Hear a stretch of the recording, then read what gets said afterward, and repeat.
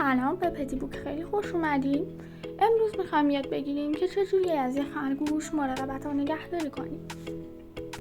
خرگوش ها موجوداتی آروم، ساکت، کوچیک و بانمک هستن و همین چند علت باعث شده که امروز مورد توجه افراد قرار بگیرن و افراد اونها رو به عنوان پت خودشون بپذیرن.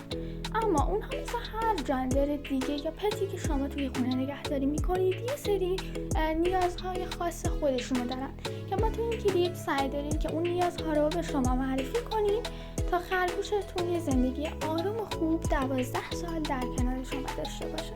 در اولین قدم باید بگم خرگوش ها موجودات کنجکاوی هستن، برای همین نباید توی قفس یا باکس نگهداری بشن و اما برای جای زندگی و خونه‌ای که میخواین براشون در نظر بگیرید بهتره یه گوشه رو انتخاب کنید، چون خرگوش ها گوشه ها یا کنج ها رو بهتر از هر جای دیگه میپسندن و اونجا احساس راحتی میکنن. در ادامه میرسیم به تغذیه این موجودات.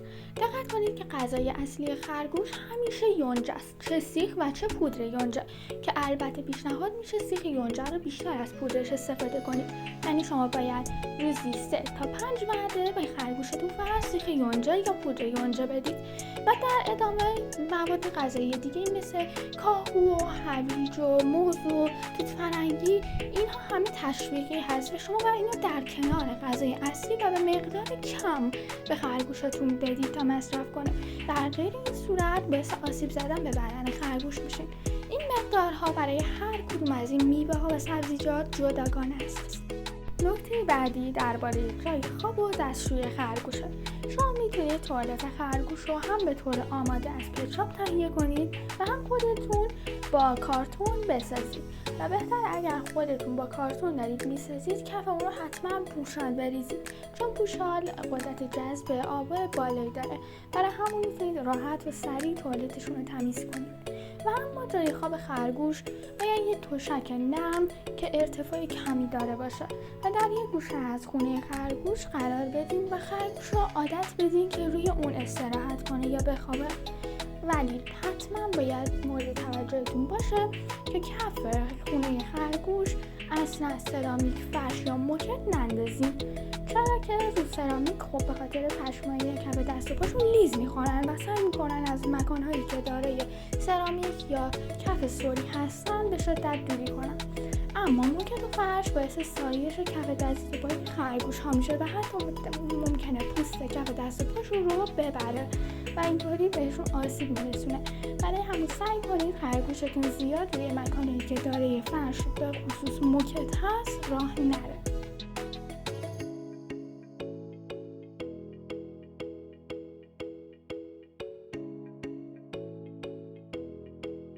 بهداشت و نظافت برای خرگوش ها خیلی مورد اهمیته، چرا که اگر دندون های اونها زیاد رشد کنه کارتون به دامپزشکی میکشه.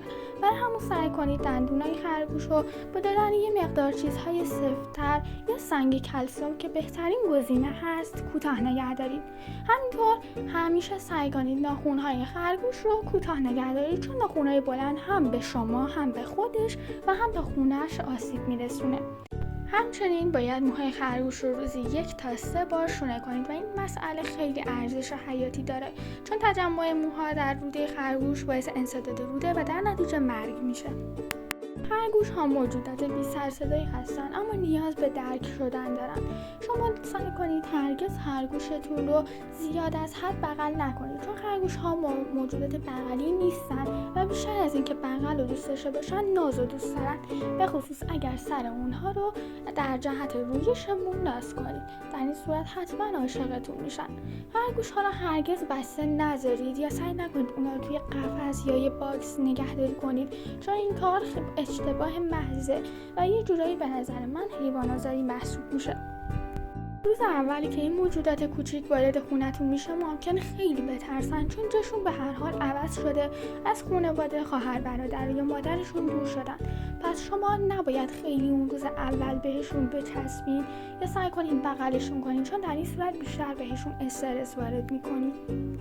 در نهایت باید بگم که خرگوش‌ها واسه افرادی که بچه کوچیک دارن مناسب نیستن، چون بچه‌ها خرگوش‌ها رو بیشتر به چشم عروسک می‌بینن.